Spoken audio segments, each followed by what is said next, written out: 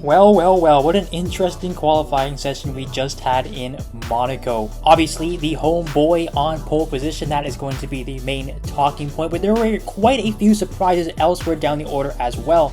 So make sure you hit subscribe, like the video, leave those comments, and let's jump right into the qualifying report. So obviously, everybody's going to be talking about Charles Leclerc getting the pole position at his home Grand Prix in Monaco. Of course, not the first time he has been on pole position here before, but obviously he didn't even make it to the starting grid the first time around with those gearbox issues a few years ago. Let's just hope that Leclerc has a better fate this time around and we can finally see him potentially break that infamous Monaco curse. Of course, starting from first position in Monaco, you generally have a pretty darn good chance to win the Grand Prix if you keep things clean, your strategies are on point, and you do not have any mechanical issues. So Leclerc is in prime position to pick up his first win of this season and finally break that dreaded curse at his home race.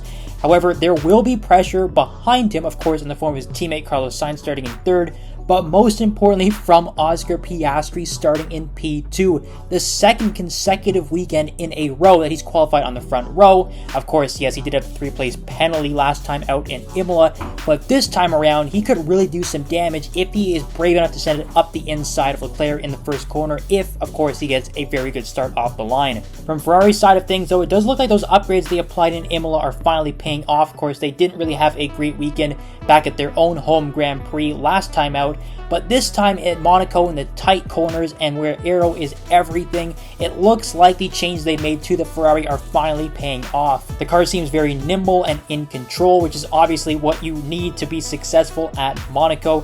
Ferraris are going to be tough to beat, but McLaren is breathing down their necks. Of course, we all know their upgrades are working wonders. It really does look like McLaren could honestly be the best car on the grid right now, if you want to say that Verstappen is sort of outdriving the Red Bull at this present time. But in Monaco, he is not outdriving the Red Bull.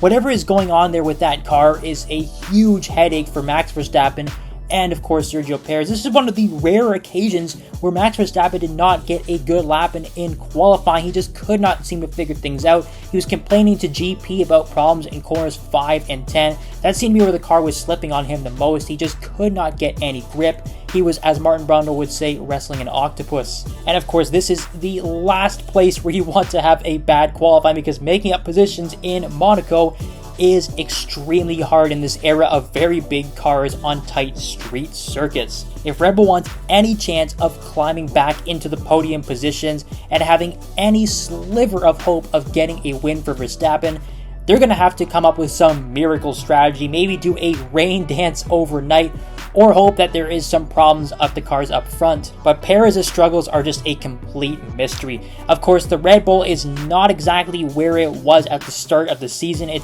doesn't really seem like the dominant car we've been used to the past few years, but Perez really has to sort of explain that performance. I mean, I'm sort of at a loss for words right now. I don't really know what to make of it. You can say that they didn't get the setup right, and yes, we could all see it. The car was a bit of a handful, and the drivers just couldn't come to grips with it. But there's a certain point where the driver does have to step in, especially a driver with the experience of Perez, and just show how that experience is going to work. Unfortunately for him and his team, though, it just didn't work out today. They just could not figure things out.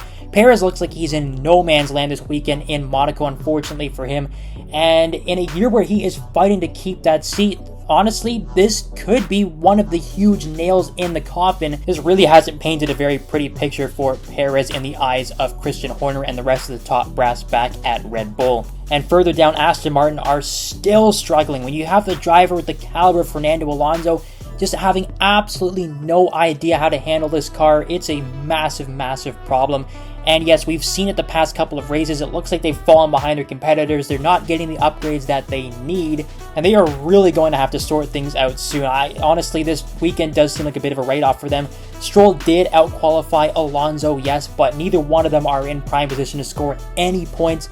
They really just need to take this as a test session and figure out where they're going to go from here and figure out how they're going to get this Aston Martin back to where it needs to be on the grid. That being said, though, give the flowers to Pierre Gasly and Alex Albon for getting two pretty slow cars into Q3 and setting themselves up for pretty good positions to score some points And of course, we know in that sort of lower half midfield battle that's going on, every single point matters so much. That should be a pretty interesting fight between Gasly and Albon tomorrow in the race to see who comes out on top there.